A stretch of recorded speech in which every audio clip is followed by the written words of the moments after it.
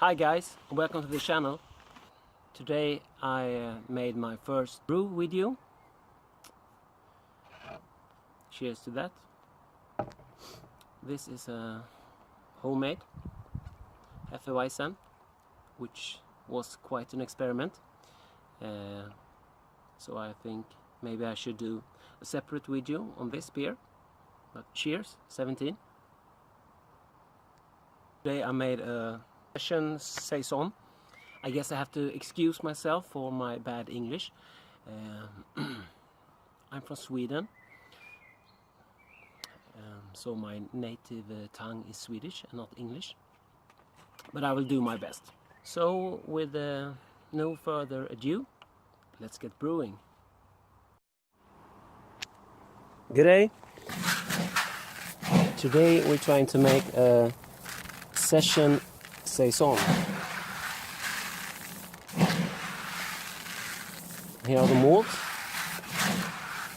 about just over 3 kilos, 2 kilos of 2-row pale ale malt, half kilo of Munich, 300 grams of Carvian, 150 grams of Carapils, and 150 grams of Norwegian malt.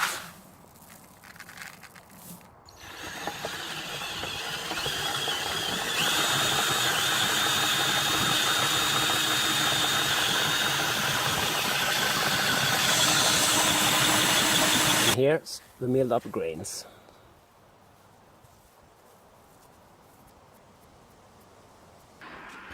So we're heating up the mash water.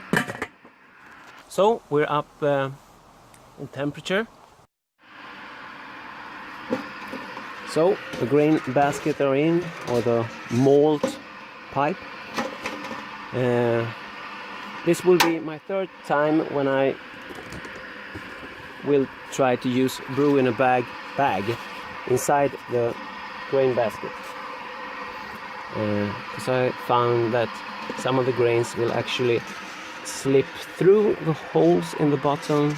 We're up to 74 degrees and we will start to add the grains. Here, see, I put the bag inside.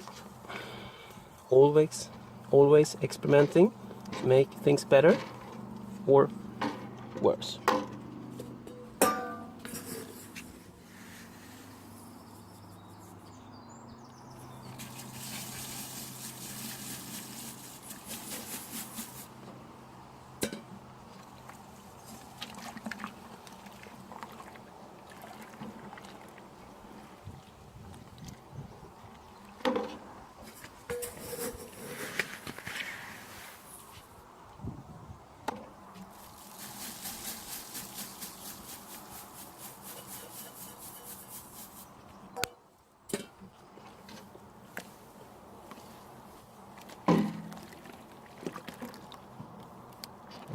This recipe is for about 23 liters. Ooh, that's a dough ball. So I will add the rest of the grains. So the grains are all in, and I've tucked in the bag.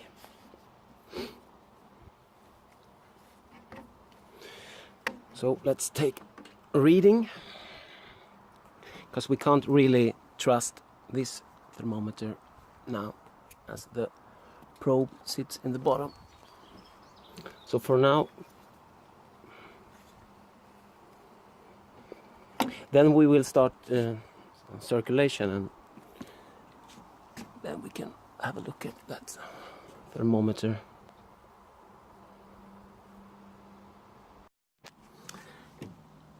Here's the circulation pump. You can see, I don't know how well this will be shown on camera. Now we can see, of course, it's cloudy.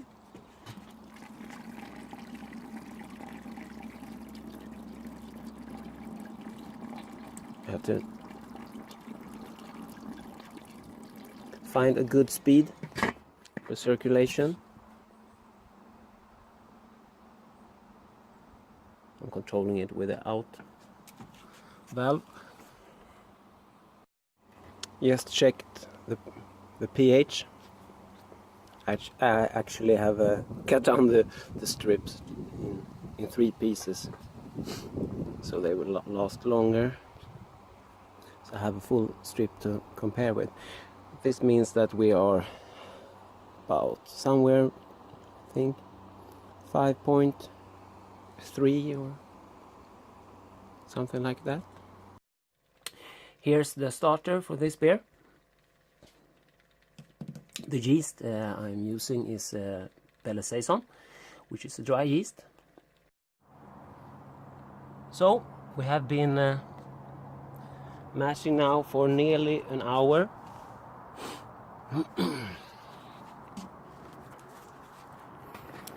Holding a steady temperature,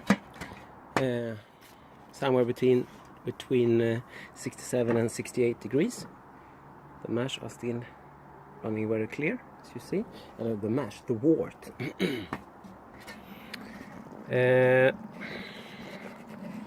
I hope you can see this. Sometimes, on rare occasions, I get this foam, and sometimes I don't. I don't know why. This happens sometimes, and of course then I don't know why it don't happens other times.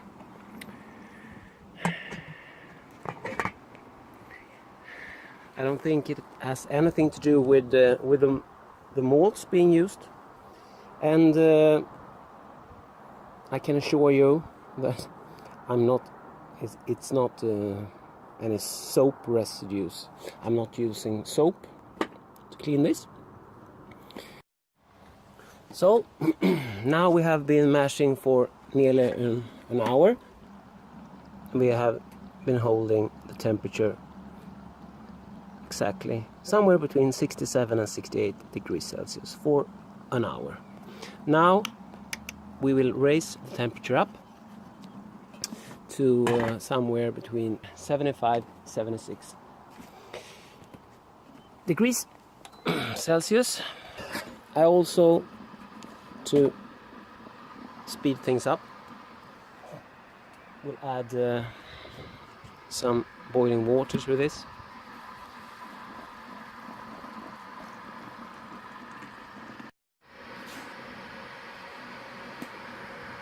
So measuring up the temperature, now we are at 76. Heating up some sparge water to somewhere between 78 and 80 degrees Celsius. So now we have mashed out for 10 minutes plus the time it took for me to clean the pump. So I don't want the sugars from the water to clog it up, so I do it directly. Now we will lift up the basket. We don't have to do any recycling of the first runnings, because we have been recycling the wort all the time during the mash with the pump. So let's go and get the sparge water. What I do is add a little lid, so I don't dig a hole with the sparge water. So let's add some sparge water. Now we are done with our sparging. We will top this up to the max mark, to 28 liters. For hops today we will be using Magnum for bittering. and Sass for flavor and aroma. Magnum.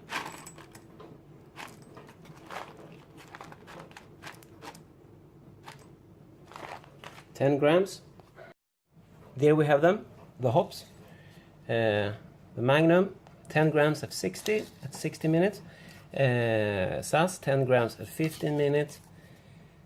Sass, 15 grams at 5 minutes. And Sass, 25 grams at 1 minute.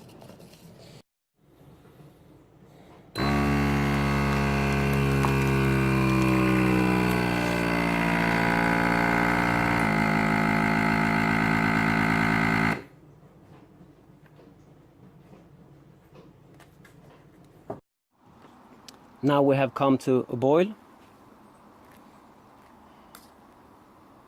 We have just passed the hot break. So we will add our magnums and start the clock.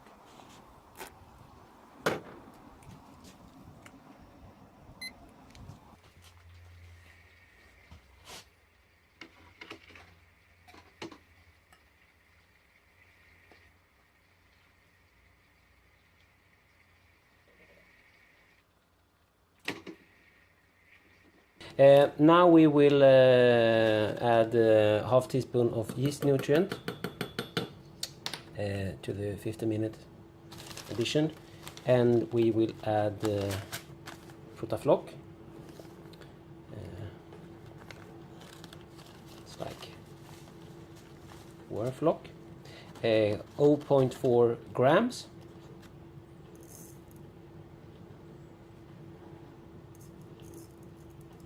This means a bag like this will last you a lifetime. So 50 minutes left in the boil, and we will be adding 10 grams of Sass and half a teaspoon of yeast nutrient and 0.4 grams of Frutaflock. It's also time to sanitize the wort chiller. As you see, that took the temperature down a bit, but it will come to a boil again in a minute.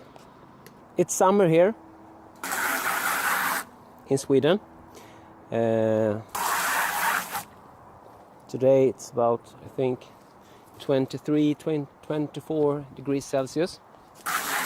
But this water is actually seawater. So it's actually not cold enough, I think, to chill the wort. So what I'm going to do is fill up this bucket with water. Then I'm going to add this coiled up hose in there, and when the wort has chilled down to about somewhere around 30 degrees, I will add some frozen PET bottles and ice clamps to this water to chill it up. This is 15 meters. I think it would have been better with a wort chiller in copper, something like that. But I don't have it. I don't have one. I only have the one that's in the kettle. So this will have to do. Now we'll be adding the 5 minutes addition. And that was 15 grams of Sass. 1 minute addition, 25 grams of Sass. Now we'll hook up the cooling. The time is up. So, shut this off. Roll the lid. Wait once more. There's still hot steam there.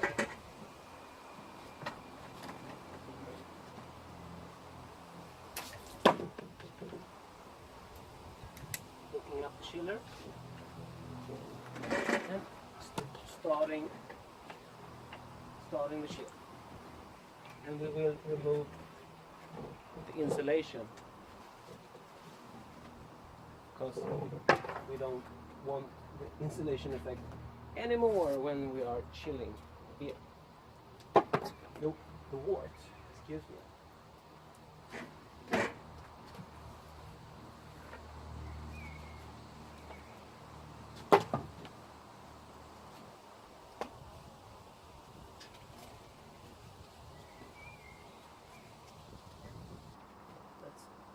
Draw sample.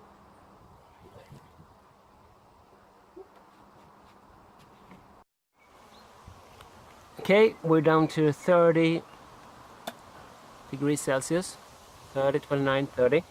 And this is where it really can stall and take a long time. So we will be adding some frozen PET bottles and ice clamps to the water here.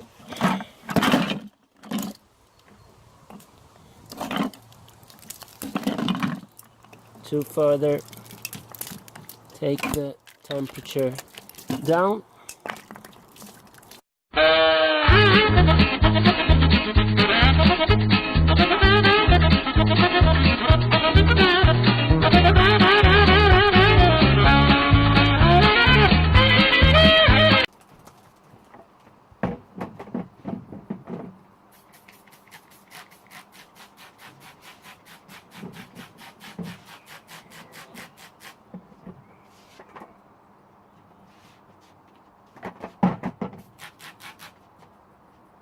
And the wort is down to 23 degrees Celsius, which is the temperature of the starter and which is the temperature of the room which I'm going to ferment this in. I have a fermenting fridge and another fermenting chamber, but I'm going to just put this in my brew shed, which is about 23 degrees Celsius, because this is Saison, and it's not meant to be temperature controlled, actually, I think. So this is quite a good beer to brew if you don't have that temperature control. So I empty the beer into the fermenting vessel, and we're sitting about 23.9, which is actually the figure I entered into Beersmith. I just put this on for some sunlight protection. Now we're going to take this inside and aerate it, actually oxygenate it with oxygen. So here's the bottle of oxygen. Start somewhere out of it. You don't need more than that, actually. This will get you way more oxygen in there compared to shaking. It's to my understanding that shaking will can't give you more than 8 ppm. So there we have it. That's a full minute. So here's the starter. Magnet. Fill up this flask.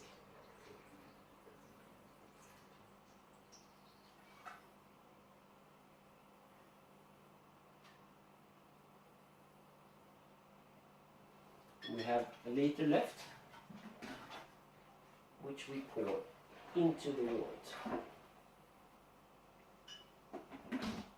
Of course, I would have loved to decant this first, but I didn't have the time for that.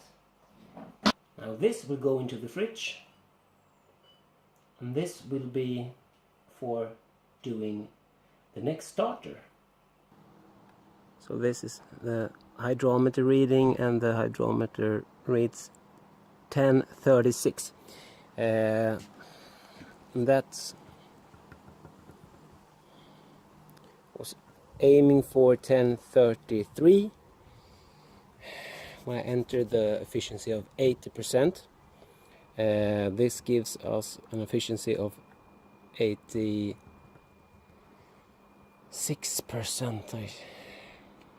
I think.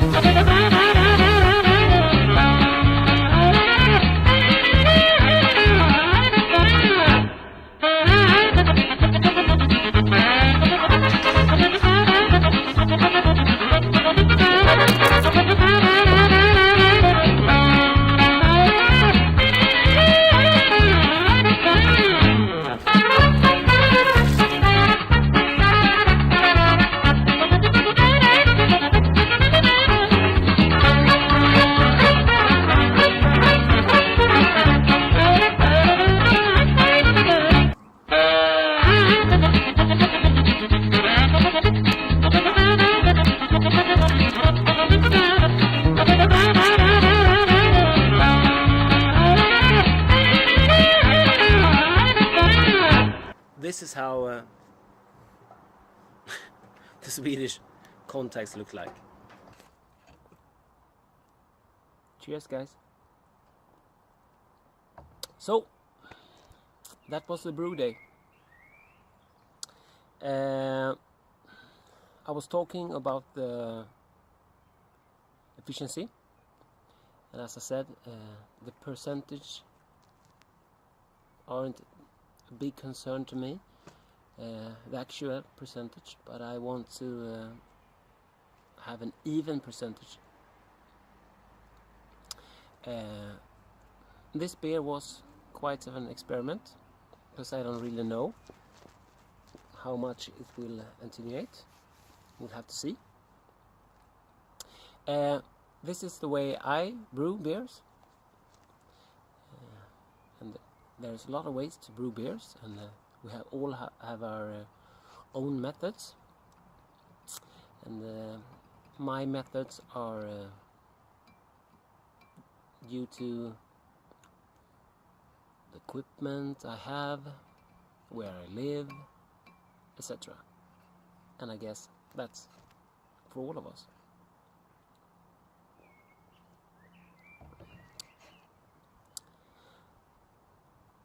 So if you did enjoy this and want to see more follow-ups on this beer and other beers, and maybe I should explain some other experimental beers I made, please like the video, subscribe to the channel, and if this is liked by you, I will do some more videos. Cheers, and 17. Thank you for watching.